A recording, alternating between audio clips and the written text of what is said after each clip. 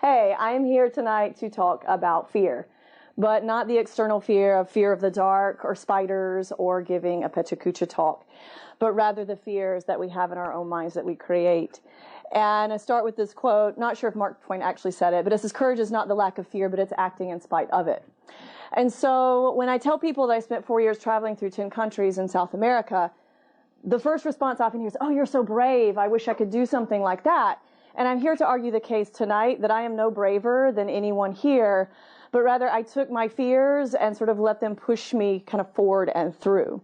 So when I arrived in South America, I had a degree in anthropology, a 9-month ticket, and not much of a plan, not much money.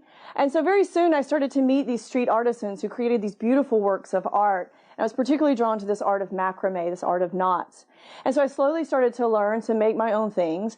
And soon enough, I was there out on the streets with them, these locos in the street, selling my stuff. You can see me here on the beaches of Chichen Venezuela, talking to a lady, selling my stuff. And in doing this, I not only overcame the fear of just speaking Spanish, it honed in my Spanish skills more than I could ever imagine, but I started to connect to more people than I would have ever envisioned before. So in addition to selling my jewelry, I also played music. You can see me here. This was taking a break in the city of Lima, Peru. I would get on the buses at lunch hour, play a few songs, pass a hat, and make enough money to get my day's needs taken care of. Again, kind of putting myself out there, doing something I'd never done, being afraid, but doing it anyway. It was pretty effective. So at one point, about a year and a half in, there was a scary thing that actually happened. I was sitting on the toilet in La Paz, Bolivia, and a bomb blew up. And it's not a bad joke. There was actually a man who put 2 bombs in the hotels, and I was in one of them. I was hospitalized, and a couple was actually killed.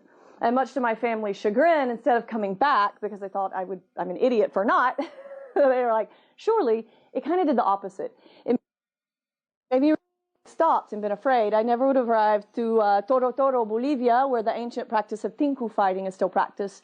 And literally dinosaur fossils just litter the ground and dinosaur tracks.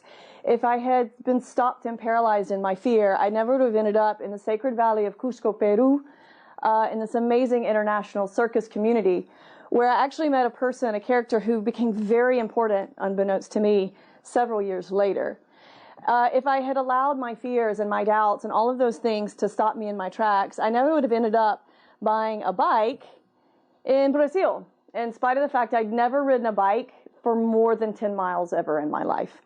This is in the very beginning of the trip in Paraná, Brazil, where I lived and learned the mantra, "The hill is never as big as it seems."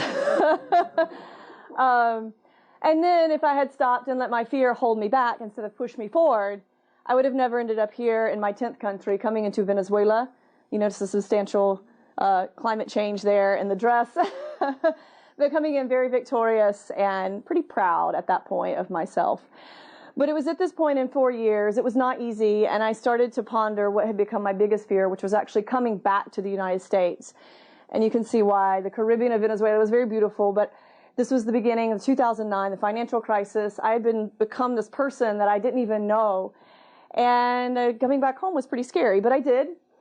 But they say, you know, if you think adventure is scary, try sitting at a desk, which I did for about 11 months and made my way enough to buy a ticket to get to Greece due to a friend who I met in Bolivia, lived over there. You can see me, I still worked on the streets, performing as a busker and performing fire for a birthday party.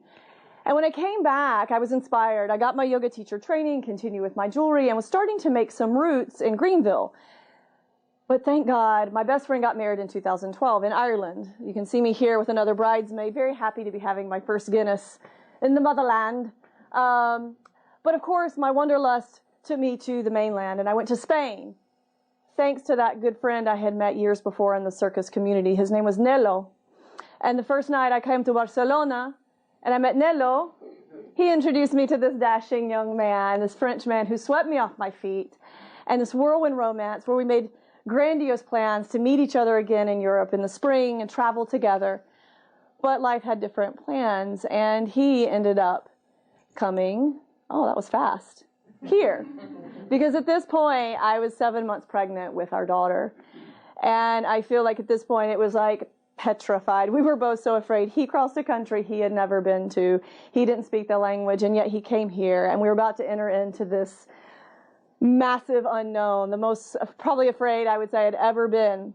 But if I learned anything from my travels, the external, something like standing on your head with a baby in your belly, isn't that scary. It's more the things in our own mind. And so I'd actually learned to trust my guts and listen to my heart. And the next slide to me is really the epitome of what's on the other side of fear, and that is love. This is my daughter Zoe the day she was born. And when you face your fears and you let them push you through, there's more waiting for you on the other side than you can ever imagine. And so,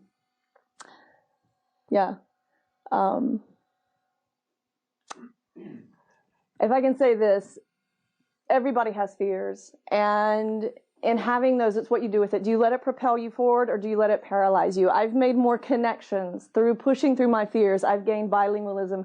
I've gained trilingualism. And this is a tiny speckle of the really thousands of people I think I've probably met in my travels. In facing and pushing through my fears, I found my creativity. I found my career. I still get to work with my hands and continually share my story and share with other people. That's one of the biggest things that I think making and selling my jewelry has brought to me, is just the connection you make with other people. And then, of course, I tell you tonight, if you have something, a project you want to do, a language you learn, a place you want to go, let your fears motivate you. Let them push you forward and through, because the best things that you could ever imagine might just be waiting on the other side.